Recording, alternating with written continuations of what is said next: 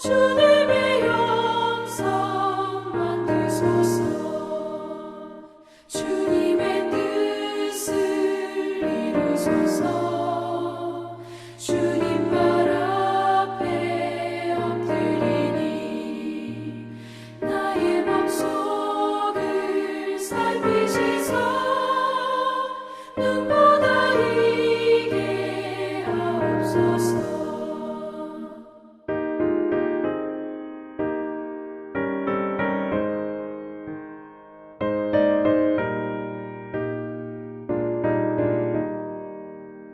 주님의 뜻을 이루소서.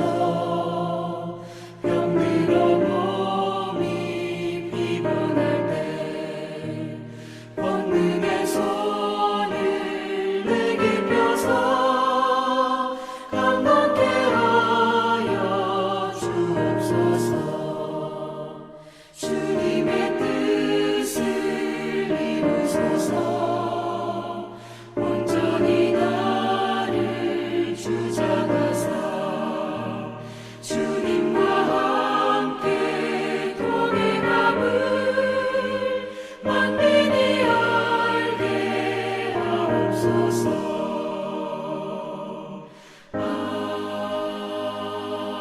아멘.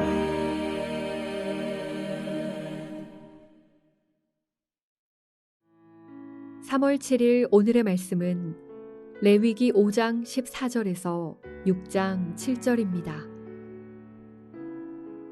여호와께서 모세에게 말씀하여 이르시되 누구든지 여호와의 성물에 대하여 부지 중에 범죄하였으면 여호와께 속건죄를 드리되 내가 지정한 가치를 따라 성소의 세겔로 몇 세겔 은에 상당한 흠없는 순양을 양떼 중에서 끌어다가 속건제로 드려서 성물에 대한 잘못을 보상하되 그것의 5분의 1을 더하여 제사장에게 줄 것이요 제사장은 그 속건제의 순양으로 그를 위하여 속죄한즉 그가 사함을 받으리라. 만일 누구든지 여호와의 계명 중 하나를 부지 중에 범하여도 허물이라 벌을 당할 것이니 그는 내가 지정한 가치대로 양떼 중 흠없는 순양을 속건 제물로 제사장에게로 가져갈 것이요 제사장은 그가 부지 중에 범죄한 허물을 위하여 속죄한즉 그가 사함을 받으리라. 이는 속건제니 그가 여호와 앞에 참으로 잘못을 저질렀음이니라.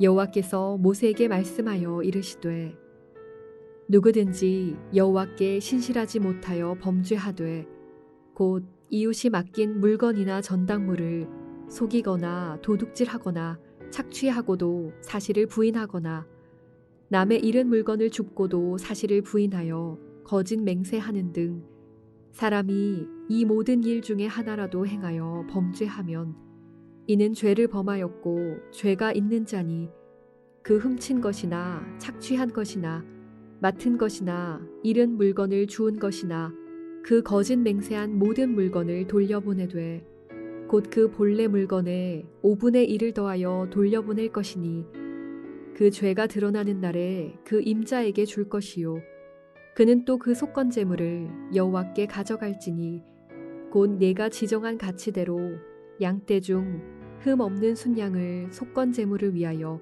제사장에게로 끌고 갈 것이요 제사장은 여호와 앞에서 그를 위하여 속죄한즉 그는 무슨 허물이든지 사함을 받으리라.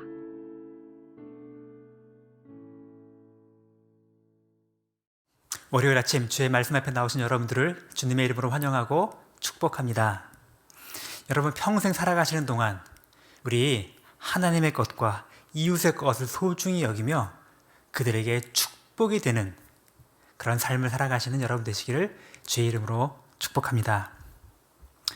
제가 어느 뉴스 기사에서 이런 실험을 한 것을 보았습니다.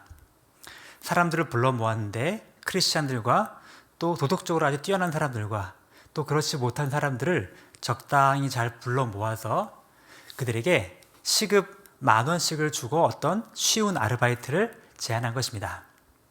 그리고 일을 마친 뒤에 봉투에다가 실제로는 시급 20,000원씩 계산해서 봉투에다 넣어준 것입니다. 그리고 나서 사람들에게 묻습니다. 여러분 다 확인해 보십시오. 처음에 약속했던 것과 일치하나요? 다르면 말씀하세요.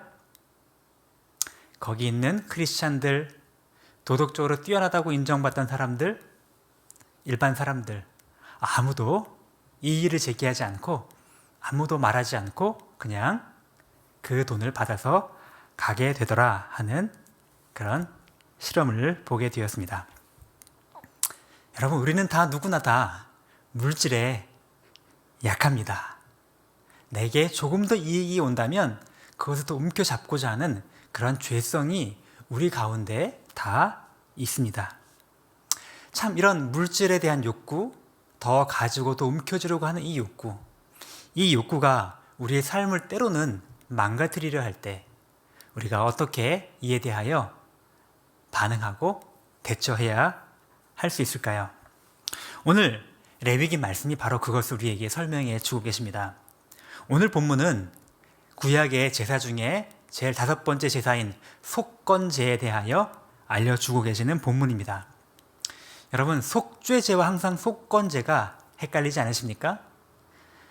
속죄제는 지난번에 이미 들으신 것처럼 죄를 용서받기 위한 그런 제사라고 한다면, 이 속건제는 죄를 용서받는 목적이기보다는 조금 더 구체적으로 이 죄 때문에 발생한 어떠한 재산상의 피해에 대하여 보상하고 배상하는 그런 의미로서 하나님께 드리는 제사가 바로 속건죄입니다. 의도적이고 고의적으로 지은 죄에 대해서 해당되는 것은 아니고요.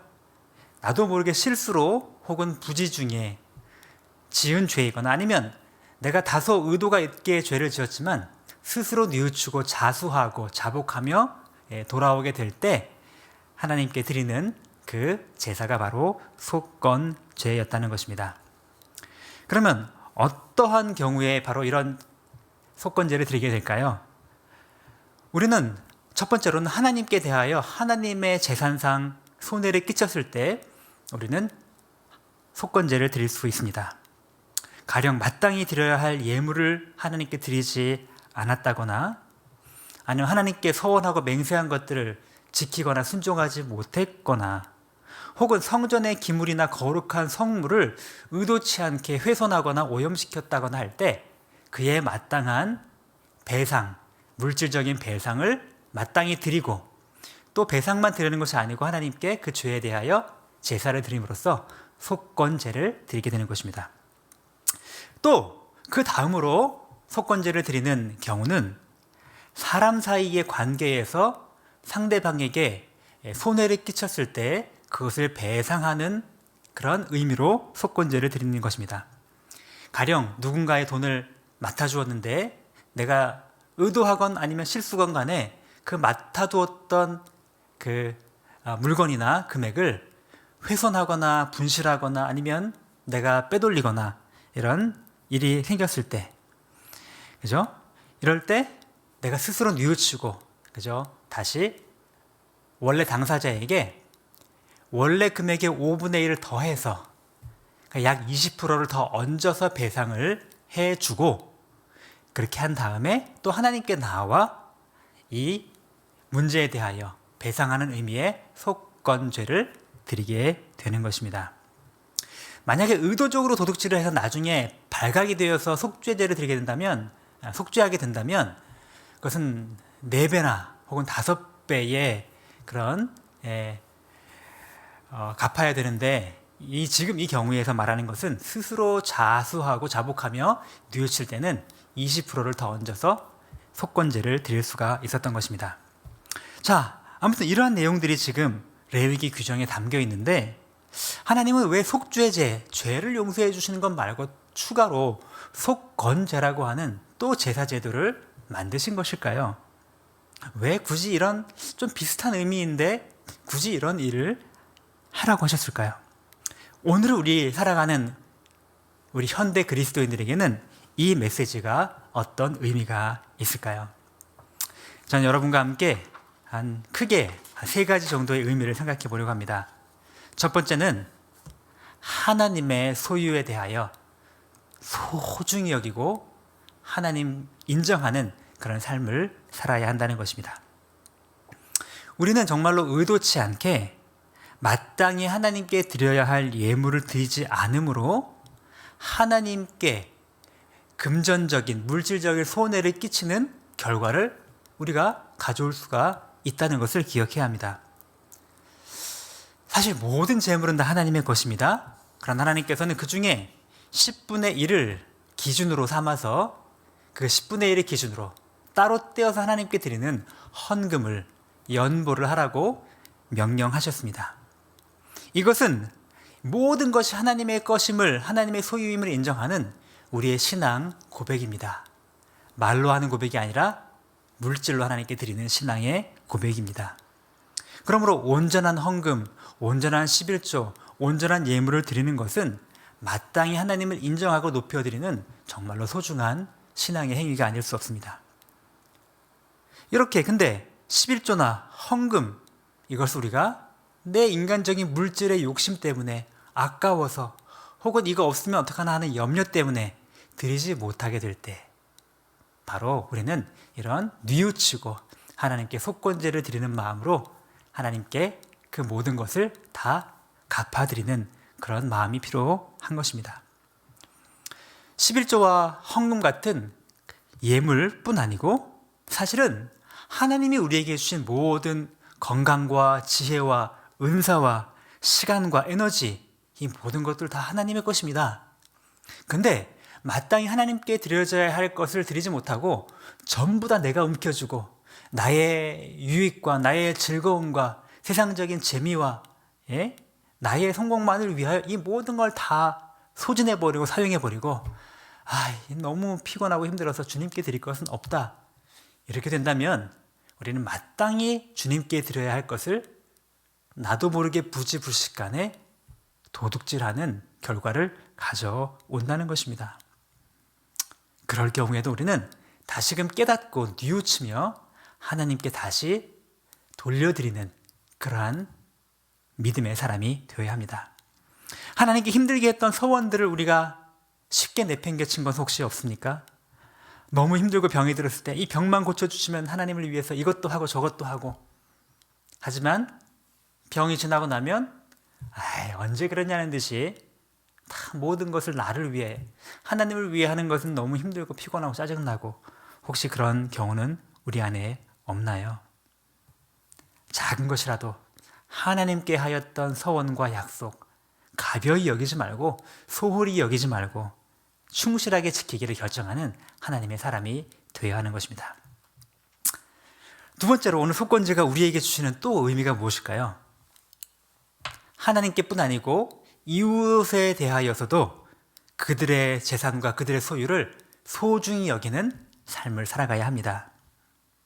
오늘 새벽기도에 나오신 분들이나 아니면 이 새벽기도 말씀을 듣는 매일 성경 큐티를 하시는 분들 중에 남의 물건을 빼앗거나 도둑질하는 그런 분들은 없을 것이라고 여겨집니다. 그러나 우리는 나도 모르게 부지불식간에 의도치 않게 타인의 소중한 재산과 소중한 물질에 대하여 손해를 입히는 경우가 참 많이 있다는 생각이 듭니다. 여러분, 부동산 투기 같은 거 한번 생각해 보십시오. 나는 똑똑하게 돈을 잘 굴려서, 그죠? 단기간에 막 영끌해서 돈을 사서 단기간에 큰 차익을 남고 팔면 성공한 사람인 것 같지만, 여러분, 이런 부동산 투기 같은 것도 경제적으로 정의롭지 못하고 다수의 사람들에게 물질적인 피해를 입히는 그런 부지불식간에 심각한 죄일 수 있다는 것 생각해 보셨나요? 특정인의 재산을 강탈하진 않았지만, 그죠? 그들에게 엄청난 손해를 입히게 되는 결과 우리 그리스도인들이 이런 투기적인 행동에 매달려서는 안 될 것입니다. 우리는 마치 당장 눈앞에 보이는 피해자가 없으면 그것이 잘못인지조차 느끼지 못하는 경우가 참 많이 있습니다. 여러분, 지적 재산권이라는 것 아직도 좀 생소한 분들이 계시지 않습니까? 그냥 다운로드 받으면 다 내 건데 이거를 돈을 내고 한다는 것이 너무 아까워서 타인의 소중한 지적 재산권을 우리가 빼앗게 되는 이런 도둑질을 부지불식간에 의도치 않게 하고 있지는 않나요? 세금을 더 적게 내기 위하여 서류를 조작하고 거짓을 신고하고 혹시 그런 일은 없나요?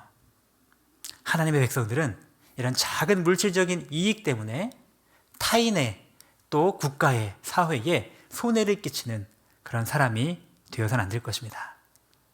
혹시 그렇다면 마땅히 돌이켜 그것을 배상하고 다시 원래대로 나와야 되겠죠. 세 번째로 속건제가 우리에게 주는 의미는 꼭 기억할 중요한 사실 하나가 있습니다. 모든 죄는 궁극적으로 하나님께 대한 죄라는 사실입니다. 속건제가 일종의 배상적인 성격을 가지고 있으니 그러면 우리가 손해를 입힌 당사자에게 적절한 20% 정도의 그런 추가 비용과 함께 당사자에게만 용서를 구하고 배상해주면 우리의 책임은 다 끝난 것 아닐까? 아니요. 당사자에게만 용서를 구할 것이 아니라 하나님은 하나님 앞에 나와 제물을 바침으로 하나님께 용서를 구하고 회개하는 행위를 하라고 말씀하신 것입니다. 왜요? 그 모든 죄는 당사자에게만 죄가 아니고 궁극적으로 하나님께 짓는 죄이기 때문에 그렇습니다. 모든 죄는 당사자가 있건 없건 크건 작건 관계없이 궁극적으로 하나님께 대항한 죄일 수밖에 없는 것입니다. 그러므로 하나님을 사랑한다고 하면서도 하나님의 형상으로 지음받은 사람들을 미워하거나 손해를 입히거나 그들에게 피해를 입힌다면 우리는 하나님께 짓는 죄임을 깨닫고 하나님께 용서를 구하는 하나님의 사람이 되어야 할 것입니다. 오늘 속건제 말씀을 통하여 말씀하십니다. 오늘의 암구호입니다. 평생 하나님께나 사람에게나 손해를 입히지 않고 도리어 축복이 되는 삶을 살아가라. 우리 함께 기도하겠습니다. 하나님 아버지, 오늘 속건제 제사 의식을 통하여 우리의 삶을 돌아보게 하시니 감사합니다. 우리가 부지불식간에 의도치 않게 하나님의 것을 도둑질하고 사람들의 것을 빼앗고 손해를 입히는 그런 경우가 많다는 것을 이 시간 다시금 돌아봅니다. 주님, 우리가 물질의 노예가 되지 않기를 소원합니다. 온전한 헌금과 온전한 11조와 온전한 예물을 주 앞에 드릴 줄 아는 그런 믿음의 사람 되도록 인도하여 주시옵소서. 불신앙 때문에, 세상적인 염려 때문에, 근심 때문에 흔들리지 않도록 인도하여 주시옵소서. 하나님 아버지, 또 이웃에게도 우리가 손해를 끼치지 않기 원합니다. 직접적인 당사자가 있든지 없든지, 다수이든지 크든지 작든지 관계없이 정말로 바르고 정직하고 진실하게 그들에게 피해를 끼치지 않고 도리어 축복이 되는 삶을 살아가도록 우리 한 사람 한 사람에게 은혜 허락하여 주시옵소서. 하나님 아버지, 이제 대통령 선거가 불과 며칠 남지 않았습니다. 이미 사전투표는 진행이 되었습니다. 누가 대통령이 될지 정확히 알지 못하나 그러나 누가 되든지 참된 왕, 참된 우리의 주인은 하나님밖에 없음을 고백합니다. 하나님, 정말로 그런 와중에서도 가장 적합한, 이 시대에 가장 적합한 일꾼을 주께서 세워주시기 원하며 또 누가 세워주든지 하나님께서 이 나라를 정말로 바른 공평과 정의와 하나님의 사랑이 실천되는 그러한 나라로 세워주시기를 간절히 기도드립니다. 하나님, 지구의 반대편 우크라이나에는 지금도 전쟁에 아버지 큰 아픔이 있습니다. 그 땅을 긍휼히 여겨주시기 원하고 더 이상 무고한 생명이 피를 흘리는 아버지, 이러한 일이 이어지지 않도록 주께서 이 평화를 속히 이루어 주시옵소서. 코로나가 지금 극심한 가운데 있습니다. 코로나에 걸려 고통 중에 있는 성도들을 기억하여 주시기 원하고 하나님 아버지, 이 시기를 잘 이겨낼 수 있도록 함께하여 주시기 원하며 중증으로 발전되지 않도록 주께서 보호하여 주기를 원합니다. 특별히 우리 어린 자녀들 지켜주시기 원하고 하나님 아버지, 그들의 건강과 또 그들의 학교 생활에 어려움 없도록 주께서 함께하여 주시옵소서. 감사드리며 예수님의 이름으로 기도합니다. 아멘. 하늘에 계신 우리 아버지여, 이름이 거룩히 여김을 받으시오며 나라가 임하시오며 뜻이 하늘에서 이룬 것 같이 땅에서도 이루어지이다. 오늘 우리에게 일용할 양식을 주시옵고 우리가 우리에게 죄 지은 자를 사하여 준 것 같이 우리 죄를 사하여 주시옵고 우리를 시험에 들게 하지 마시옵고 다만 악에서 구하시옵소서. 나라와 권세와 영광이 아버지께 영원히 있사옵나이다. 아멘.